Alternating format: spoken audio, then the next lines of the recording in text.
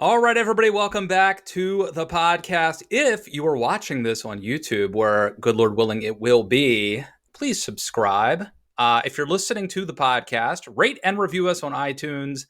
And don't forget, you can support this program by going to patreon.com/Matt Lewis. I'm excited to have today's guest, Glenn Greenwald. He's a journalist, author of Securing Democracy, co-founder of The Intercept, and you can read him now at greenwald.substack.com. Glenn Greenwald, welcome to the news. Hey, thanks for having me, Matt. I feel like you and I have been around what seems like now forever and have sporadically interacted, but if memory serves, and it doesn't always, I think this is the first time we've actually had a kind of sit down discussion like this. So I am really excited to do it. No, I think you're absolutely right. I feel like I know you, but that's Right. the way you feel when you text somebody or DM them or see them on TV. So it is great to finally get to talk with you. And I really appreciate this. I've been going through this process where I'm trying to figure out what's happening in politics with the reordering. I've mainly been focused on the right, but it's happening on the left now too, pretty obviously. And some of it actually is me figuring out where I stand in all this. So this is going to be part of, I don't know, maybe my psychological, me on the couch as much as you. But if you would, I'm curious, tell us about your worldview. Like, what is your kind of defining journalistic identity? I think a lot of it goes back to the time in 2005 when I just created a blog out of nowhere, which is how I got my start in journalism. At the time, I was working as a constitutional lawyer. And I did that with the intention of writing and speaking about important issues I thought were getting insufficient attention in the broader media discussion, namely the erosion of civil liberties in the name of the war on terror and these radical executive power abuses under these new Article 2 theories that had been promulgated by Bush Cheney lawyers like John Yoo and David Addington. So it was a very kind of civil liberties, executive power focused type of writing I was doing. And as a result, because so much of my early work was critical of George Bush and Dick Cheney, I was in a lot of ways labeled by both the right and the left as being on the left. The reason I was able to build an audience quickly was because at the time, the most influential liberal bloggers or bloggers associated with the Democratic Party, like Marcos Molitzis and Atrios and Digby, for people who remember that era, would promote my work quite a bit. You're taking me back. Yeah, exactly. It seems like I said, it seems like we've been around forever. So I never really necessarily perceived that I was positioning myself that way. I didn't start writing to promote one party or undermine another, but a set of principles. And, over time, alliances for everybody have shifted. When Obama got elected, a lot of those people who were very supportive of my work decided that now their job was to defend the Obama administration. Whereas for me and a lot of people focused on civil liberties, we saw that Obama right away was continuing a lot of the Bush Cheney policies. And so became very critical of his presidency. And that created a kind of split and some already reordering of the ideological framework on the left, with people who just became kind of loyal to the party as opposed to people who were still standing on these principles we thought we were defending under Bush and Cheney.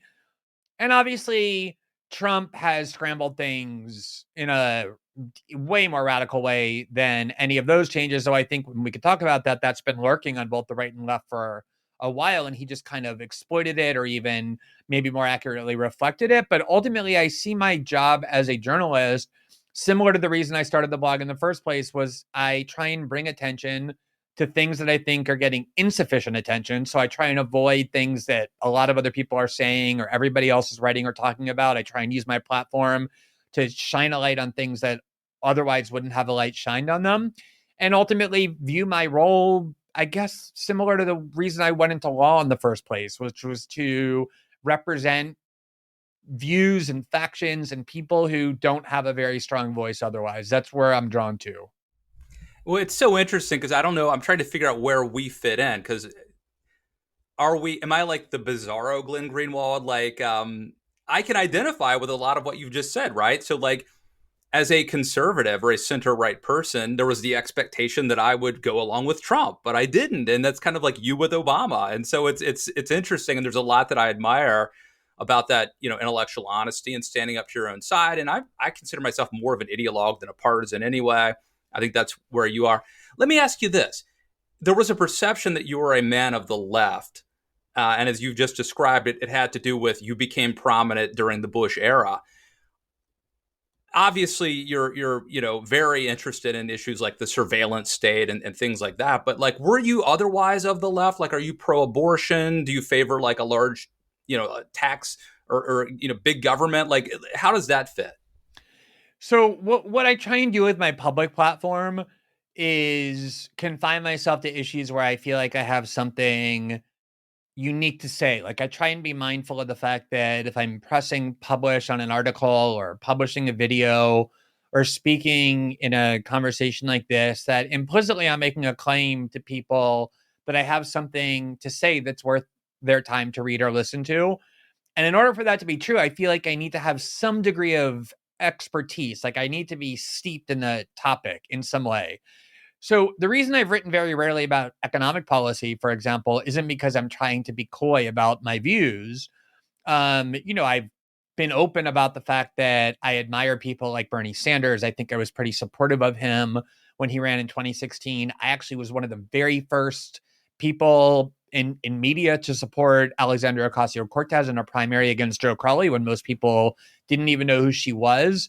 I've been supportive of Jeremy Corbyn, of left-wing leaders in Latin America like Lula da Silva and Evo Morales. So it's not that I'm trying to be coy about what I think. I'm pretty open about that. It's just that on certain topics where I don't feel like I have a lot of expertise, I just try not to opine on those.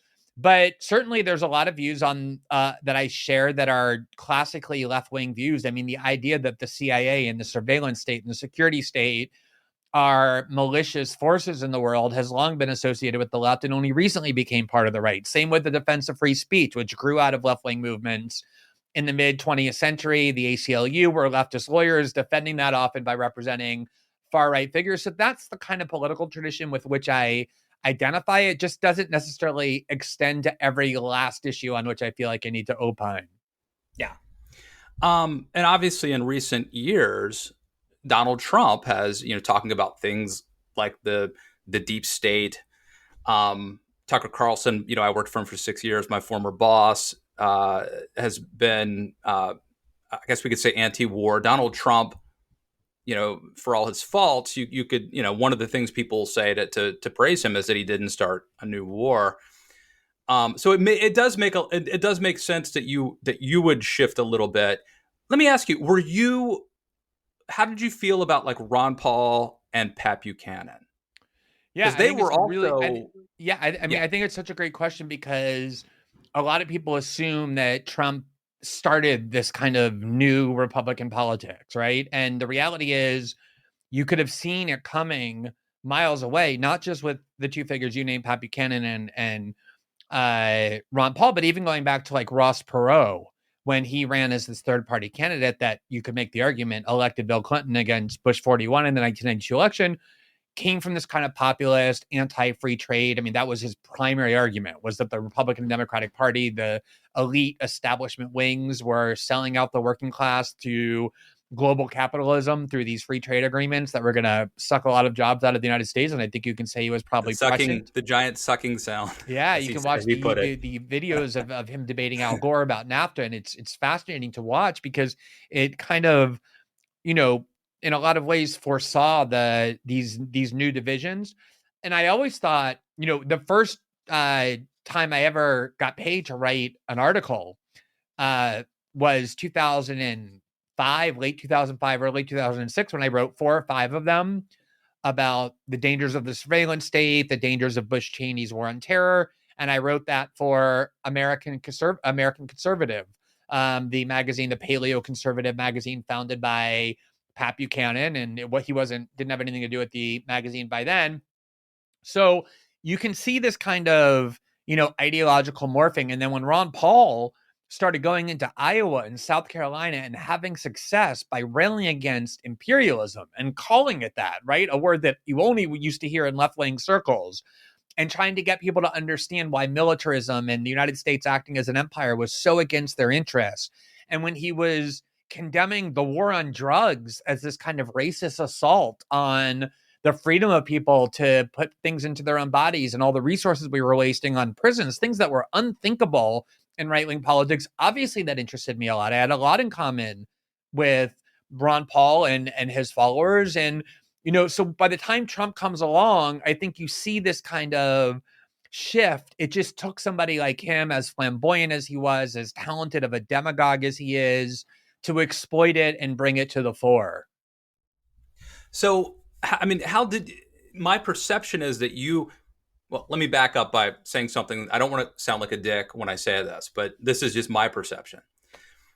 From where I'm standing, we had decent, honorable Republican presidents, and then we got to Trump, and that's when you decided that you kind of liked. But I see where I understand your perspective as well. I feel like, from my standpoint, that like Trump is like a quasi, certainly has authoritarian tendencies, which is something I would think that someone who has, libertarian sensibilities wouldn't like. But I guess my question is, like, my perception is that you are more favorable to Trump than you were for Obama and Bush. But am I right about that, or am I wrong? No, I don't think that's quite the right way to frame how I view Trump. So, and let me just back up a little bit and say that when Ron Paul ran in 2008 and 2012, I was often accused of being sympathetic to him as well. I wrote a lot of articles saying that from a left-wing perspective, there were things Ron Paul was arguing that were far more compatible with what people on the left had long. I mean, who in the Democratic Party was arguing for an end to the war on drugs? The thing that was responsible for the imprisonment of hundreds of thousands of people, the United States having the greatest prison population in the world, like not an ancillary issue, like a very central one. You didn't have a Democratic politician like Hillary Clinton or John Kerry or, Barack Obama arguing for that, or the end to militarism and imperialism. So I often was writing sympathetically about Ron Paul and saying, look, there's an opportunity on these vital issues to create this kind of bridge to this other faction that you've been taught to view as hostile. So it's not like my heterodoxy on these issues came out of nowhere, just like I don't think the split on the right came out of nowhere.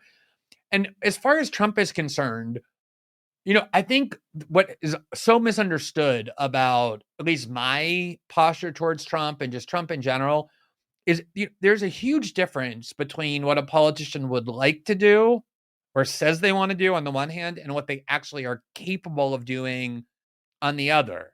So if you were to say to me, you're in a world where Donald Trump has dictatorial powers, there's no institution that can oppose him, nothing can limit or constrain what he will do, whatever he wants to do, he'll be able to implement without any tension or pushback, I would consider that deeply alarming.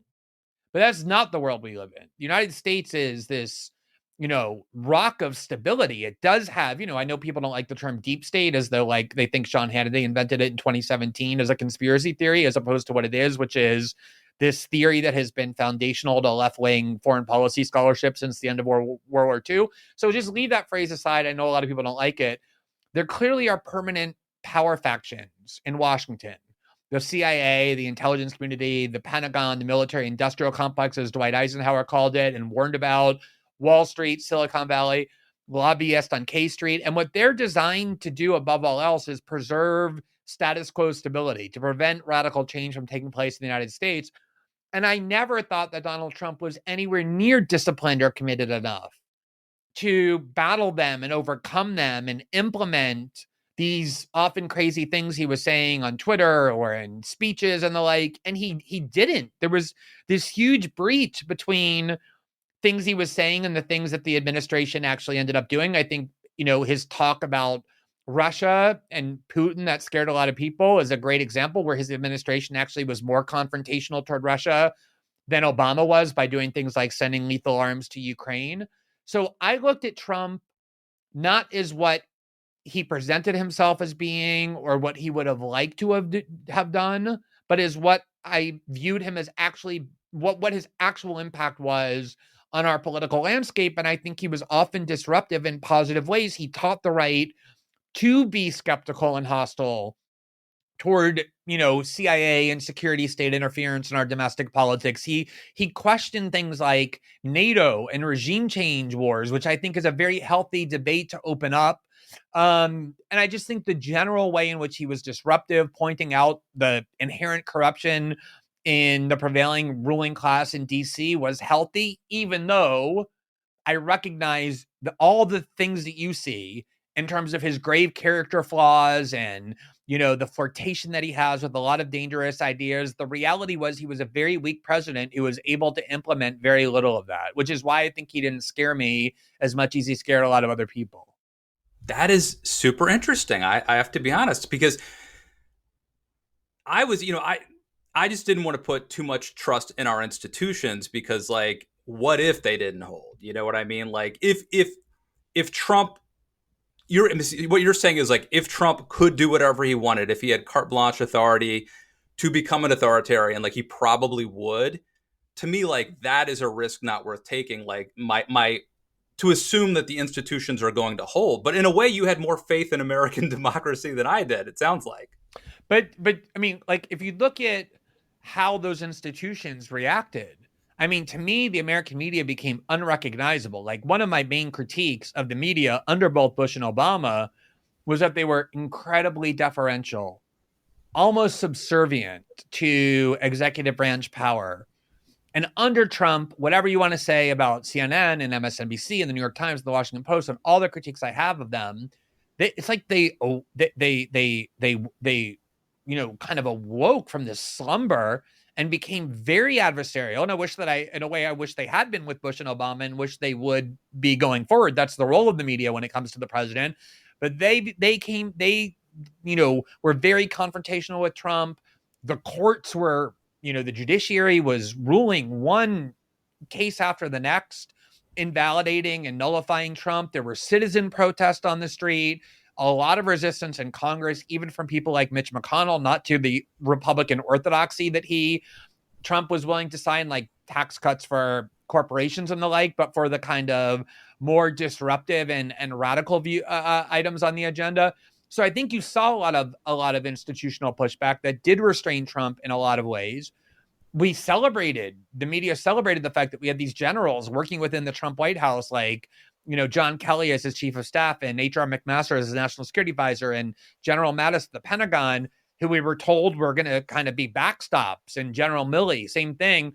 So I think there was this array of power that placed serious limits on what Trump could actually do as opposed to what he could actually say.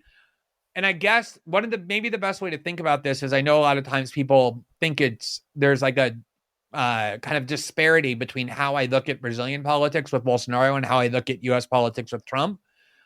And there's a lot of differences between Bolsonaro and Trump that often get overlooked by people who know one country but not the other well. But for me, the biggest difference always was exactly that unlike the U.S., which has 235 years of democracy, the world's richest and most powerful country, Brazil is a very fragile democracy. It only came out of military dictatorship in 1985. So it's basically, 30 years old, 35 years old. Because it's a poorer country, its institutions are more fragile. So even if it weren't the case that Bolsonaro was a much more committed and dangerous ideologue than Trump, although I think that is true, but even if that weren't, the countries are so different in terms of their vulnerability to that kind of an assault that I always viewed Bolsonaro as much more dangerous than Trump for that reason. Now, as it turned out, I think Brazilian institutions were much stronger and willing to defend Brazilian democracy than a lot of people feared they might not be. And that's been a very positive outcome. Bolsonaro has also been a weak president like Trump, but that explains a lot of the difference between how I saw the two. Great stuff. Let me ask you this. How do you feel about the danger of Trump becoming president again? Because I think there's, I don't know, a reasonable chance he'll become president again. But this time, he's had time to think about it. And some people have outed themselves, right? So he's going to know who he can trust and who he can't. Do you think Trump would pose a greater danger the second time around? It really depends, on how much of if he were to run again and win again, how much of a mandate that he would have. Why is it that the country would turn to him? I think it's one thing we don't actually ask ourselves enough. How did Donald Trump get elected president of the United States? How did that happen? How did somebody so comportmentally aberrational from what we expect an American leader to be, someone who had no experience in politics, someone who had the messiest personal life you could possibly think of, and that's putting it generously. We don't think enough where we talk a lot about why we are afraid of Trump or why we dislike Trump or why we fear his return, but we don't really talk much about what is it that the American elite did? What did this neoliberal ideology that prevailed in the establishment wing of both parties foster that created the conditions for someone like Trump to come along and exploit such widespread anger and dissatisfaction toward the ruling class that he was able to actually win and almost get reelected, right? Let's not forget that despite the worst possible circumstances you can have for an incumbent president, a pandemic that he mismanaged as grossly as it was possible to mismanage it, a resulting and accompanying economic crisis, jobless crisis, every power center aligned against him, he still came pretty close to winning again. Why did that happen? And I think that, one of the things that has always concerned me about this monomaniacal focus on Trump is that it kind of isolates him as the sole cause of America's problems, when in reality, I see him as more of a symptom or a reflection of American pathology and not the cause of it.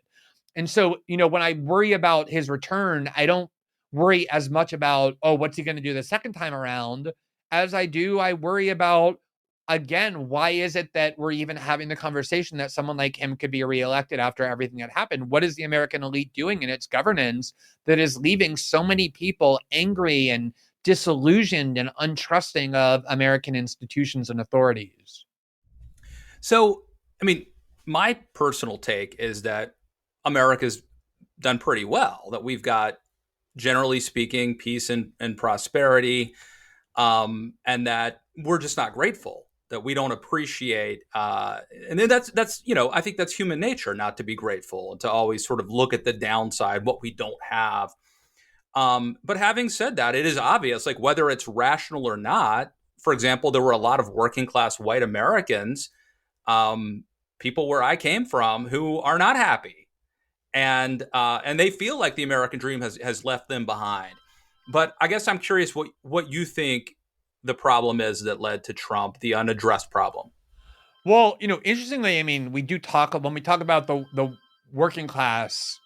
I think we've gotten better at implicitly meaning the white working class. But one of the things we're coming to realize, and we see this in a lot of the changes, some dramatic, some subtle, in the behavior of the voting population, is that there's a big part of the African-American working class and the Latino working class who have the same grievances as the white working class, which is why, despite this kind of consensus in the, punditry class and the American elite class that Trump is this white nationalist and racist, he actually increased his vote totals among both African-Americans and Latinos. He won Texas primarily because a huge surge of Latino voters voted for him, including the ones who live near the Mexican border.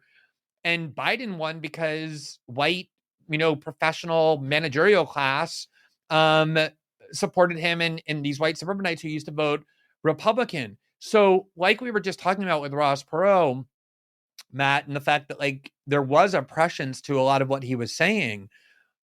Some people have done really well, but I think we have to recognize that if you go and look back at what the kind of working class dream was, say 20, 30, 40 years ago, when people were in unions where, you didn't need both parents in a couple and a family working outside the house if they didn't want to, whereas now they need to.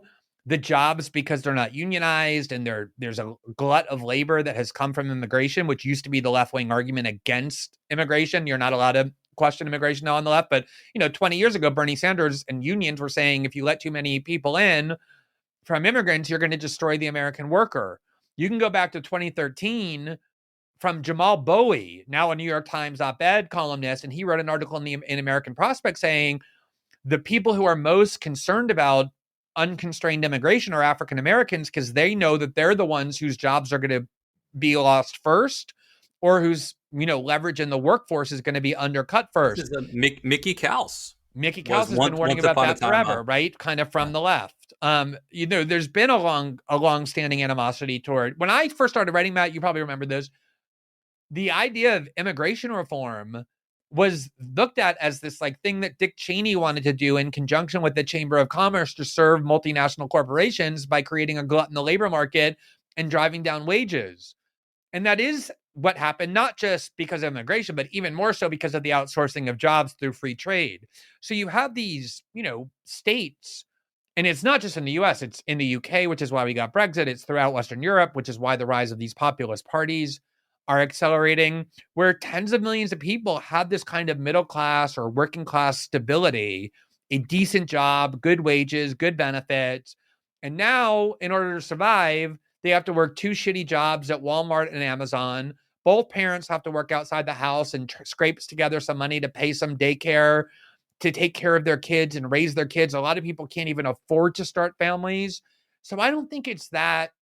I don't think it's ingratitude that explains a lot of this anger. I think a lot of this anger is valid. That, the kind of promise of the middle class and the idea that it was almost certain that your kids were going to, have a better life than you from a socioeconomic perspective has in a lot of ways evaporated, not for everyone, but for a lot of people. So it sounds like you're saying that you're in favor of like protectionist trade policies, and that you are, maybe an immigration restrictionist to a certain degree. Is that, I don't want to put words in your mouth, but was that part of your politics? The thing is, everyone is an immigration restrictionist. I don't know of one national politician who advocates open borders. I remember this interview Ezra Klein did with Ilhan Omar. Who? Maybe Ilhan Omar. I'm not sure. Maybe. But I guarantee if you pressed her, she would say, yeah, okay, not real open borders. I remember there's this amazing clip. Ezra Klein was interviewing Bernie Sanders. I believe it was for the 2016 election. It might have been for the 2021. And asked Bernie Sanders, Ezra did, do you support open borders? And Bernie reacted with shock and horror. And he said, open borders? That's a Koch brothers plot. Yeah. So, who are these people who aren't immigration restrictionists? I think, it used to be looked at as an economic issue, as a worker issue, as a labor issue, and it's become this like identitarian issue that if you are all questioning whether or not there's an unconstrained flow across the border, it now probably means you're a white supremacist or a racist, even though the people who are likely to be harmed most are non-white Americans from that. So yeah, I don't think that the working class of the United States, not just the white working class, but the non-white working class as well, has been at all well served by this kind of globalist order. And I think paying greater attention to the interest of the United States and of American citizens from our government is necessary. And sometimes that means policies that I don't think are very welcome on the right, like not supporting and sending billions of dollars in foreign aid to Egypt and Jordan and Israel, and interfering in other countries like Venezuela and Cuba, which serve kind of a small elite slice of the populace, but do nothing for the vast majority of American people. But other times it might, bring together the left and the right on a populist platform of saying, when I remember when Bill de Blasio wanted to give these gigantic tax cuts to Amazon to lure Amazon to New York City, and AOC was the first politician to stand up and denounce it. And Tucker Carlson went on the air that night and did 10 minutes about why AOC was absolutely right. Like, in this kind of economic anti-corporatist mindset, I think is an opportunity for some kind of at least ad hoc issue by issue coalition between the left and the right on a populist level. How do you feel about America? Because for me, I consider myself, like a patriot, shining city on a hill. Yeah, America makes mistakes, but overall, I believe in American exceptionalism and all that, right? And so there's a way of looking at your politics and saying, you really do care a great deal about America, and you think we're making mistakes when it comes to colonialism or, the security state is taking away my freedom, your freedom, and eroding our freedom, the things that America was founded on. I think some people would probably just think you're anti-American or you don't really care that much about America. But tell me how you feel, your worldview. Like, is America this great country that has made some mistakes that you want to fix, or is it like a fundamentally flawed country that was conceived in sin? So, a lot of times actions speak louder than words, right? So, as you know, I live in Brazil because my husband is Brazilian. He's a member of the Brazilian Congress. Our 2 children that we adopted together are Brazilian, are about to become American as well. So, I've lived here now for 16 years almost. And I had the opportunity to get Brazilian citizenship if I wanted, which would bestow a lot of convenience and advantage. But to do that, I would have to renounce my American citizenship, which just instinctively I don't want to do and couldn't do, because it's to be American is still a central part of how I conceive of myself and my identity. And, I am an American citizen. I pay taxes to the American government. I am in the United States very often. I obviously focus a lot on American politics. So obviously there's a big part of me, as that might reflected by my life choices, that feel, if you want to call it a loyalty or some kind of a affinity for the United States as a country and being American as part of my identity. It's clearly something that's there. And on top of that, I think that one of the foundational frameworks of of my worldview politically and philosophically and journalistically is, I think, the Constitution and the framework of the American founding is one of the most extraordinary human achievements in all of human history. I revere the Federalist Papers. I still read them to this day, not uncritically, not believing that it was perfect, not, blind to the flaws of the humans who did it, but the principles continue to guide how I think politics ought to function, at least in certain ways, which is I don't know if you call that American exceptionalism. I never really was comfortable with that term because it implies a sort of, superiority that other countries don't enjoy, but certainly things like America's commitment to free speech, to due process, to a free press, these kind of foundational civil liberties, the justice system, being convicted by a jury of your peers, a prohibition on cruel. These are things I really venerate. And to me, that's a crucial part of the fabric of the United States. What I adamantly dislike is the role that the United States has played in the world in, really, I would say, from the end of World War II on, whether it be, support for some of the world's most savage and barbaric despots because they served American interest. Here in Brazil, this country used to have a democratically elected government until 1964, when the Johnson administration collaborated with right-wing generals to overthrow that government and impose a brutal military dictatorship that the U.S. supported and propped up for 21 years. And that is by far not the worst thing the United States has done along those lines. The examples are well known. So the way we kind of continue to have this posture that we can dictate the world, rule it by military force, and is something I think is malignant. And I think the fact that we have this sprawling, unaccountable security state that conducts itself completely in secret and does it away from all limits of democratic accountability, not just internationally, but domestically as well, is something I find highly disturbing. But I don't think that my criticisms of the United States come from a place of hatred for it. I think it comes from a desire to make the country to which I was born and of which I still feel a part better. Like I think most people who are involved in politics. Was it the Cold War? The Cold War, it's this existential threat, and the Soviets were obviously trying to gain territory and influence. Like, maybe it's just a pretext, but it makes sense to me that America would have to get in the game too, right? I mean, the whole domino theory. So I sort of understand why we did that. Of course, sometimes it was a huge mistake. Yeah, I think I think very few things can fall into the category of either that's not a risk at all, or that's such an existential and grave risk that we have to dismantle everything in order to stop it.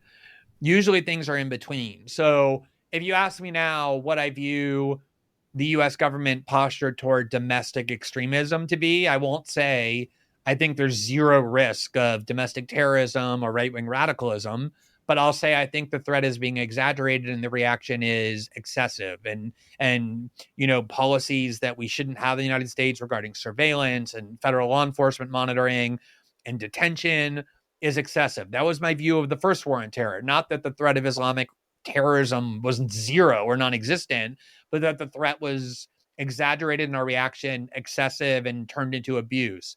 And that's how I view the Cold War. You're right. There was a Soviet Union. It had as its ideology the exportation of its way of life and wanted to create, by the very nature of that ideology, a kind of global system of communism. But, there were things that we did that seemed to have almost no relationship to protecting American interests. I mean, the war in Vietnam, one of the most horrific crimes, in my view, of the 20th century. I mean, why did we care if there was an experiment with, communal way of life or collectivist economic policies in Vietnam, this country all the way on the other side of the world, to the point that we sacrificed almost 60,000 American lives and killed 2 million people in that country in order to prevent that government, that ideology, from taking hold of that government? Or why did we support monsters, like Suharto in Indonesia or Pinochet in Chile or murderers around the world? Why do we continue to do that with Saudi Arabia and Sisi in Egypt and so many other despots? So, I think it's a kind of subtle discussion. It's not communism was not a threat at all. It's that I think a lot of times our reaction was immoral, just like there was, even critics of McCarthy won't say there were zero communists in the State Department or zero infiltrators of the Kremlin in the Pentagon, but people will say McCarthy exaggerated that risk and resorted to tactics that had no limits ethically in order to confront it, and that became the problem. So this is a weird question, but I do feel like once you start talking about, once we start talking about the security state and the deep state and things like that, it can lead people down a rabbit hole. And you start to think like, well, maybe Donald Trump is still actually the president.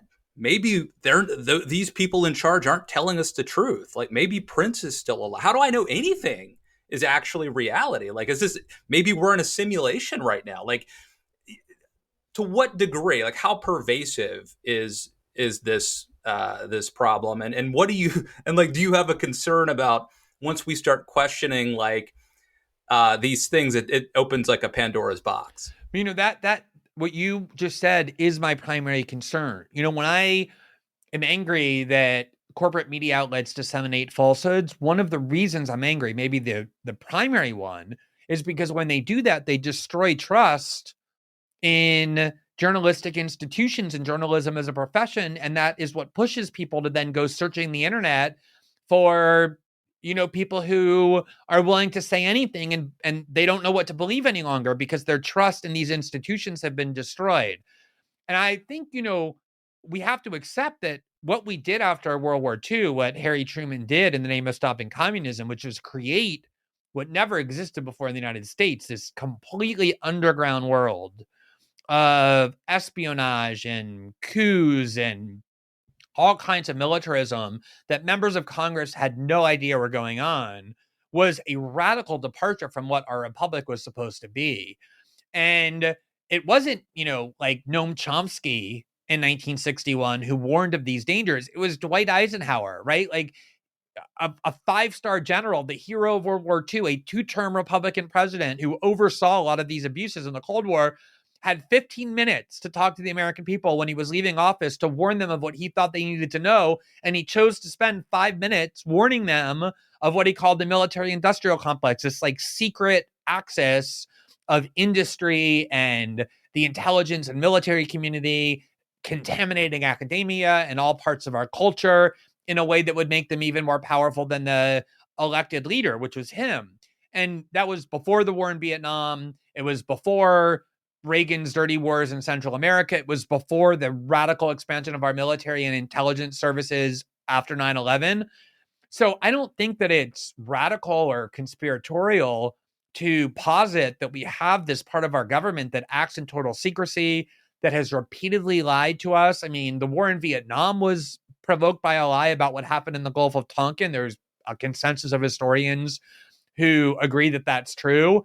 They needed to claim that the Vietnamese had provoked conflict in the Gulf of Tonkin when they hadn't. Obviously, the war in Iraq was generated by falsehoods, if not lies, coming out of the same world. So at some point, you have to ask, you're right, there is this danger, right? That if trust and faith in institutions are destroyed, it can lead people down rabbit holes, as you said. But whose fault is that, right? Like, that's why I think it's so dangerous to have a part of our government so powerful that acts with such secrecy and that has been caught lying so many times. It's a good answer, Glenn. Let me think of where to go from here. Let me ask you this. Let's talk about the reordering. So it feels like there are you, Tulsi Gabbard, maybe Gabbard, Matt Taibbi. There's just a handful of folks who have gone this route, and most people though stick to their partisan sides, like they just like to attack Republicans and vote Democrat or whatever the other way around. It's a bipartisan phenomenon. I guess if you would talk about the type of people and the reordering and I'm so fascinated by it, but like, what do you think's happening? What does it all mean? Where does it go? Yeah, to me, it's like probably the single most interesting and consequential question in American political life. And as I said, I don't think it's confined to the United States. I think you see this reordering in a lot of other countries throughout the democratic world. If you look at how Marine Le Pen ran the last time France had a presidential election and how she probably will run again shortly, she ran to the left of the Socialist Party and certainly Macron on questions of workers' rights, retirement benefits, pension benefits, railing against the idea that there should be austerity for French citizens, and then coupled that with the desire to close off France to immigrants so that the French people were the beneficiaries of this economic populism she was advocating. And if you look at Steve Bannon, and one of the things I wish I could see was the parallel world where Steve Bannon won the internal fight in the White House in that first year of the Trump presidency, as opposed to Jared Kushner, who is a much more traditional Republican. Steve Bannon hard to beat the son-in-law. Yeah, in a political fight. Nepotism is a very, very powerful force. But Steve Bannon's explicit vision of what that first year of the Trump presidency was going to be was going in and doing an infrastructure deal with Nancy Pelosi and Chuck Schumer to spend, trillions of dollars on rebuilding America's roads and bridges and creating new jobs, raising taxes on the rich, like the actual tax rate on the highest bracket. I think he wanted to raise it to 40-something%. I don't remember exactly what. Trump hinted during the campaign that rich people like him should pay more taxes, although he talked more about eliminating deductions.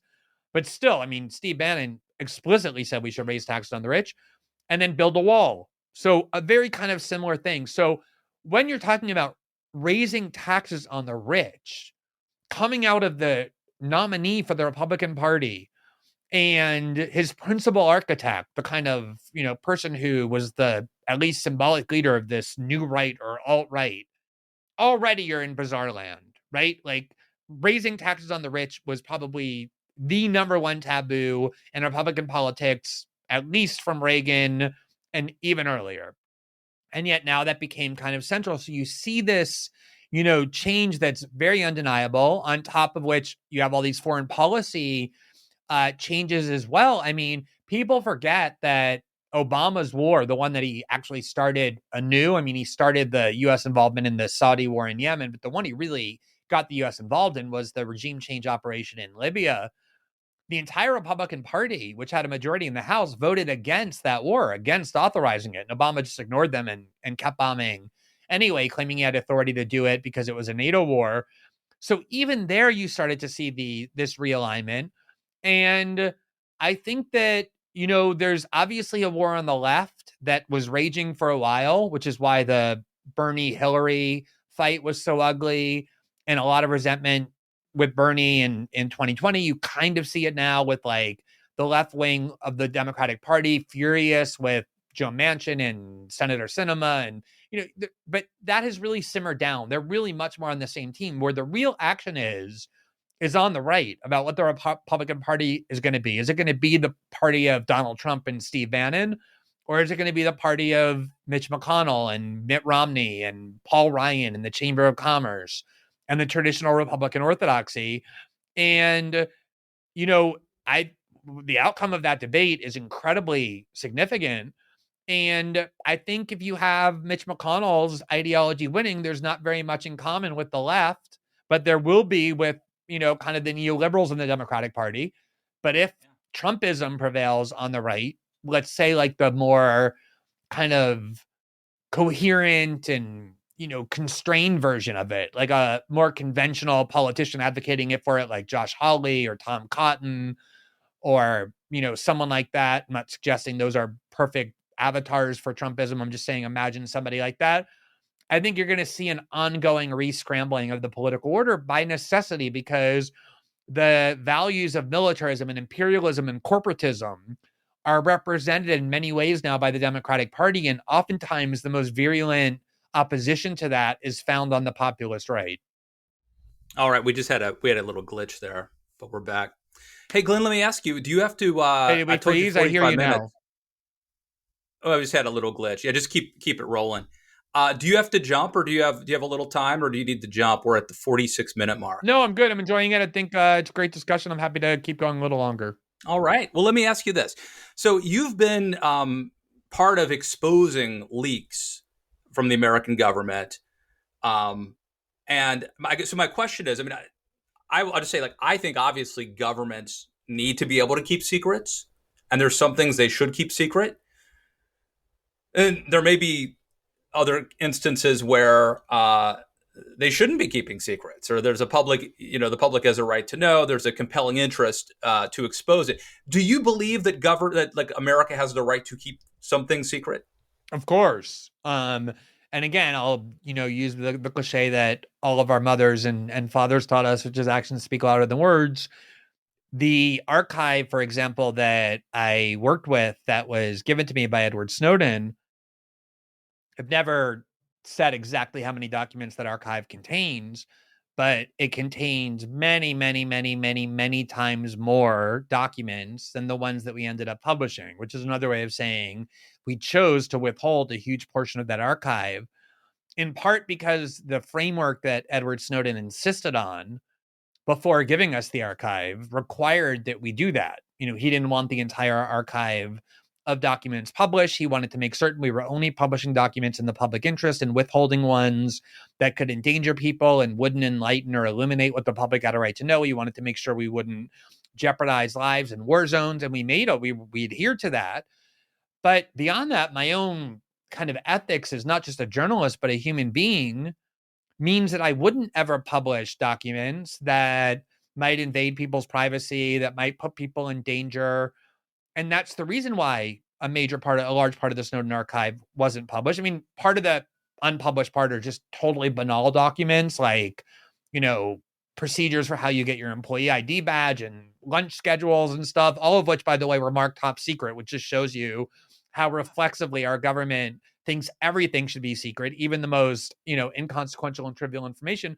But obviously we made the choice, both my source, Edward Snowden, but also us journalistically, that some of these secrets shouldn't see the light of day because they would endanger people. And when I worked on the large archive that I got in Brazil in 2019 and 2020, that ultimately resulted in my criminal prosecution by the government that was thrown out by the courts, same thing. My source had hacked into the telephones of some of Brazil's most powerful judicial and prosecutorial authorities. It revealed a ton of corruption on their part that we revealed and reported that led to the freeing of Lula da Silva. But most of that, even though I had a lot of animosity toward those people, I concealed and didn't report because it was about their private lives. It would be an invasion of privacy to publish. And I've criticized WikiLeaks in the past for indiscriminately dumping entire archives without, curating it or asking whether it was ethical or moral to publish each document. So of course I believe that every government has the right to keep secrets, and that as a journalist, it's irresponsible to just go around dumping everything everywhere. I think the point is that that's a really powerful authority to give a government, the ability to conceal from its citizens what they're doing, to build a wall behind which they can function. And like all significant powers, it's likely that that power is going to be abused. And for me, that's where a free press comes in, is to shine a light on what's taking place behind that wall when the public should actually be seeing it. I wanted to ask you about Russia. Now, it seems pretty clear to me that, some of the FISA documents that America got on the Trump campaign were sketchy at best. But it also seems clear to me that like Russia was involved in like hacking Hillary's emails and leaking them, and that Russia was made overtures to Trump and was certainly rooting for Trump to win. How do you see? I guess you could argue like Putin's an authoritarian, but he's not as dangerous as the American media thinks. But what's your take on Putin and Russia? Well, I mean, Putin is an authoritarian. There's no doubt about that. He's nowhere near as much of an authoritarian or a despot as multiple close American allies. I mean, nobody serious could compare Putin to, say, the Saudi monarchy that chopped up Jamal Khashoggi and, executes dissidents with great regularity, or General Sisi in Egypt, who you do not want to oppose on any level, or criticize in any way. So America is allies with and partners with and supports all kinds of tyrants worse than Putin. But the idea for me was never that it was shocking to believe that Russia would interfere in our political affairs, because interfering in political affairs is what every great power does to one another and has been doing to one another for decades. It's always the thing that made me so exasperated about that discourse. You don't think that the United States is interfering constantly in the internal affairs of every other country? I mean, we talked, earlier about coups as part of the Cold War, including here in Brazil, but, you go much more recently, Time magazine boasted of the fact that Boris Yeltsin won because Clinton operatives were sent to Moscow to help engineer his victory, because he was viewed as, in the best interest of global capitalism and of American corporate interests. And beyond that kind of interference, the U.S. funds internal opposition groups in Russia, provokes street protests in Russia, does that in China, does that in Iran. In fact, isn't this why Putin hates Hillary to the degree that he would want to stop Hillary, right? I mean, she was involved in some of that. Exactly. I mean, the State Department during Hillary was in bed with all of those Russian domestic groups. Now, you can say it's good, you can say it's bad, whatever your position. All I'm saying is that U.S. interference in the domestic affairs of pretty much every other country on the planet has been going on for decades, and Russian interference has as well. And that doesn't mean that it was okay for Russia to do what they did in 2016. What though it means is we have to keep that in perspective, that was not some radical departure from how countries conduct themselves. It was a completely normal, classical, traditional way that these countries, try and interfere with each other. And that was a $2 billion election. And so I never really believed that, Russian Facebook bots and some Twitter accounts, or even like the hacking of the DNC, swung that election in the context of all the other ways that our politics are manipulated and shaped. I mean, I'll certainly concede that like this is something we do and other people do. The thing that made it really like egregious to me wasn't really the hacking of Hillary email, but like it seems like you mentioned the Facebook thing, that Russia was involved in like stoking racial animus in America with these like sock puppet accounts, and sort of really digging up just horrible hatred and bitterness and internal dispute here. That's bigger than, well, arguably bigger than an election, right? Yeah, I mean, governments want to weaken their adversaries. I mean, there are all kinds of internal political and cultural divisions in China, in Iran, in Russia, in Venezuela, in Cuba, in many other countries that the United States deliberately stokes and tries to stimulate, to destabilize those countries, to make them weaker, to make their internal conflict stronger. I'm really hesitant about the idea that America's racial conflicts are the work of external forces or foreign governments. I think the Russians certainly, see this existing conflict, these racial tensions that never have been resolved in American history, and play on them as a kind of source of vulnerability to the United States. But even that, yes, I mean, I wish Russia didn't do that. I'd prefer that the United States not be destabilized. All I'm saying is that that's as, simple as it gets for what the CIA does, for what the intelligence services of China, Russia, Iran, and every other large power do to one another constantly. So do you think that the obsession with Russiagate was as much about what Russia did as it also was about the media and the Democratic Party and the establishment really trying to basically shut down Trump, this disruptor, before he took off? What I think it was about, and this is something that's really interesting to me, Matt, is one of the main attacks on President Obama that came not just from like the hawkish wing of the Republican Party, the kind of John McCain, Marco Rubio, Lindsey Graham, Access, those people who are very hawkish within Republican Party politics, but also from a lot of Democrats, the sort of more hawkish Democrats, was that Obama was insufficiently confrontational with Putin, that in fact he sought to appease Putin all the time. One of the main criticisms on him was that he wouldn't support Ukrainians fighting against the Russians by sending lethal arms. He had bipartisan pressure to do it. He constantly refused. He obviously didn't want to get more involved than the CIA already was in Syria because he didn't want to have to go have a confrontation with Russia over one of its most important client states with Assad. And he gave interviews a lot. The clearest one was with Jeffrey Goldberg, where he said, like, look, I just don't think that Ukraine and Syria are in our vital interests. I think those are in the vital interest of Russia, but not of the United States. I don't think it's worth confronting a nuclear armed power like Russia in order to dictate the outcome of Syria and Ukraine. Very similar to things that actually Donald Trump was saying. Like, why does it matter to us who rules Syria? Why does it matter to us who rules Ukraine? That's in Russia's backyard, not in ours. And of course, there was that famous, scene from the 2012 presidential debate where Mitt Romney had said that Russia was the greatest geopolitical foe of the United States, and the Democrats viciously mocked him. They produced videos mocking Romney for that. The 1980s called.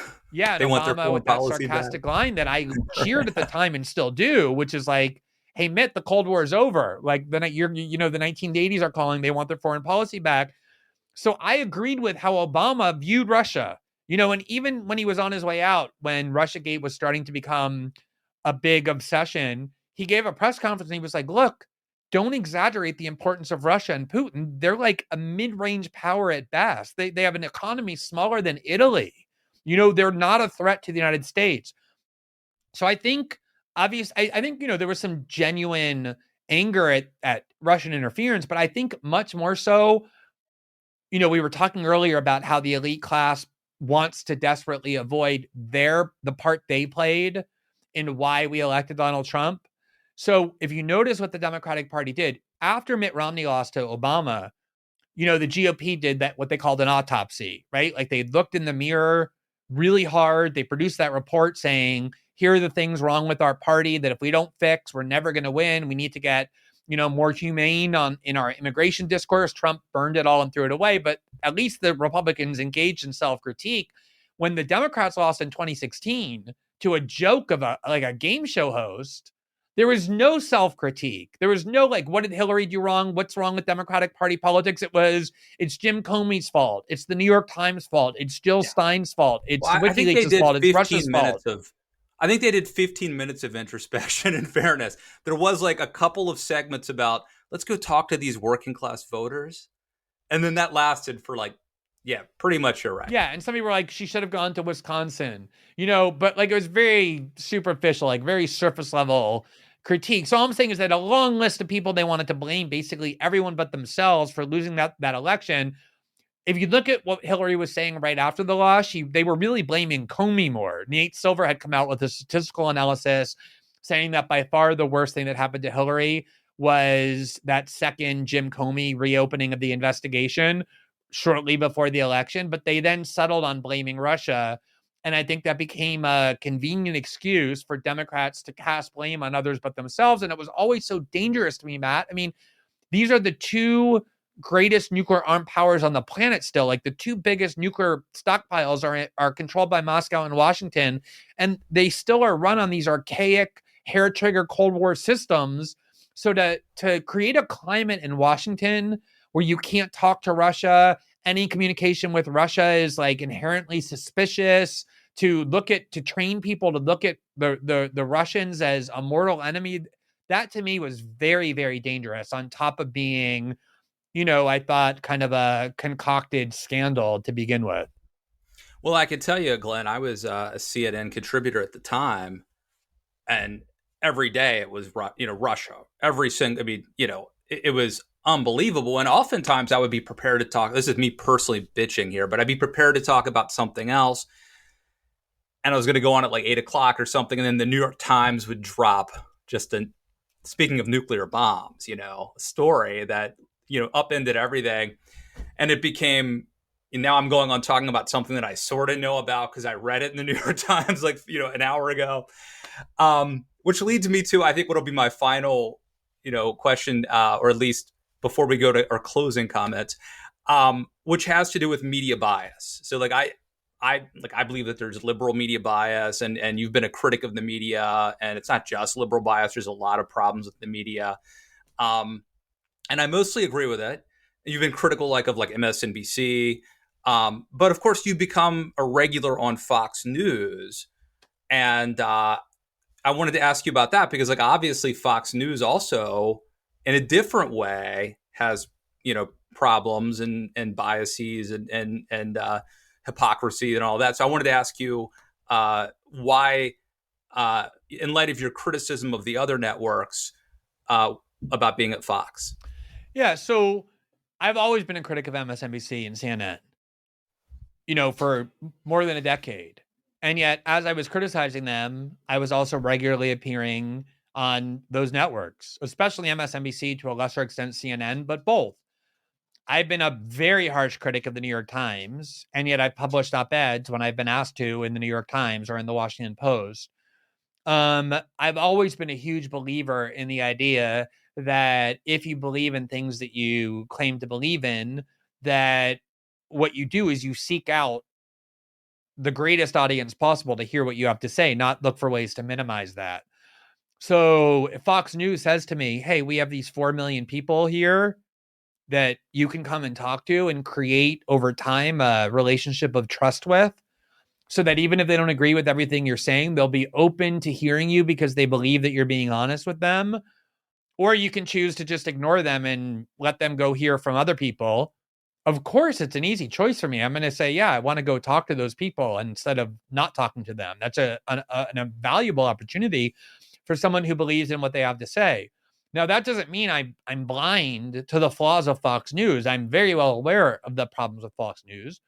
But, just like I think that there are people on CNN who are better and worse, I rarely apply my criticisms of CNN to someone like, say, Jake Tapper, because I think he tries very hard, as much as anybody in cable news, to be fair and responsible in his reporting and the way he conducts himself. I do think there are differences on Fox shows. I think there's an enormous difference, say, between Sean Hannity, who to me is just a very standard partisan loyalist who will defend the Republican Party no matter what, and Tucker Carlson, the show on which I appear most, who I think is harsher on Republicans. I'm sorry to interrupt you, Glenn, but I just wanted to tell you, years ago when I worked for Tucker Carlson at the Daily Caller, I went on Sean Hannity's radio show, and they pre-tape it. And during the show, I forget why, but I praised you for something. And when they ran it, it was gone. They edited that part out. Yeah.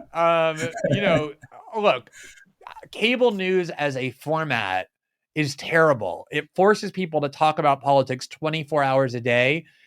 Cable hosts, unlike you and me, who have the luxury of kind of speaking on issues when we have something to say, like we started off by talking about, and writing when we want to write, when we have something to say, like cable hosts are required to go on the air an hour a day and speak on every news item that people are talking about, whether they know anything about it or not.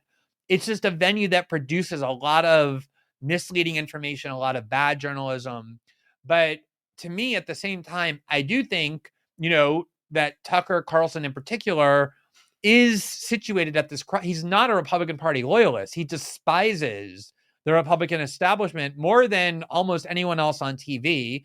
When Senator Burr and Kelly Loeffler got caught in that scandal of selling stock, probably with some kind of insider knowledge, if not illegal, certainly unethical as part of the COVID. He was the first one on air demanding their resignation and attacking them in interviews. And, like I said, I mean, he has that kind of heterodox Republican populism, right-wing populism that has become more interesting to me. So, if Rachel Maddow called me tomorrow and said, you want to come on my show, I wouldn't think twice about saying yes. They just won't do that because they don't air dissent. So my going on Fox doesn't signify that I think it's a great and perfect outlet any more than my writing an op-ed in the New York Times obviates my criticisms of those media outlets. It just means that, I'm willing to have dialogue with some limits with pretty much anybody. Because I think that, ultimately the worst thing about politics is that it divides us and makes us hate one another, when oftentimes we should be united in opposition to power centers rather than against each other. Well, I appreciate you being willing to come on here and have that dialogue. It's been enlightening for me. The other day we had Rod Dreher on, who, I mean, he and I could have just gotten into a Twitter fight and hated each other, but we had a real conversation.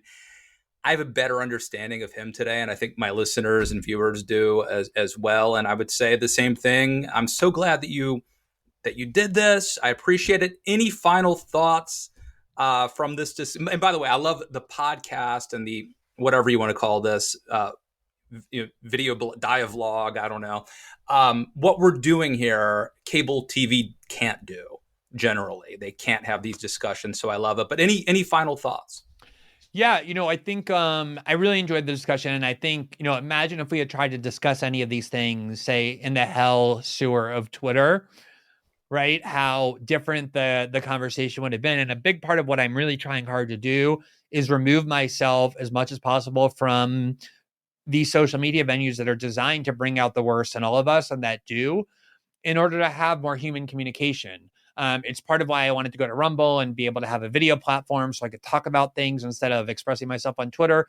And every single time I've had any kind of conflict with anybody in media and politics on social media, and they've invited me to have a more kind of extensive discussion, I think it brings out the best in everybody, because humans, we all, unless we're absolute psychopaths or sociopaths, we all have the better side of us. And the more we seek out the kind of dialogue that fosters that instead of our darker side, the better. And I'm not preaching here. I'm speaking kind of about myself as well. These are the kinds of conversations I really value. So I'm really appreciative of your asking me to join you for it. So good. And the only thing I didn't get to was talking to you about Substack and that sort of journalism, that model versus the Intercept model with philanthropists, or the Daily Caller model with, Kate Upton on a horse slideshow. So that is, stay tuned for maybe someday. Part 2. Another 20 years, Glenn, we can do this again, right? Yeah, let's not wait another 15 years, Matt. Let's try and do it sooner than that. Glenn Greenwald, thank you for coming on the news. Yeah, thanks for having me. Really appreciate it.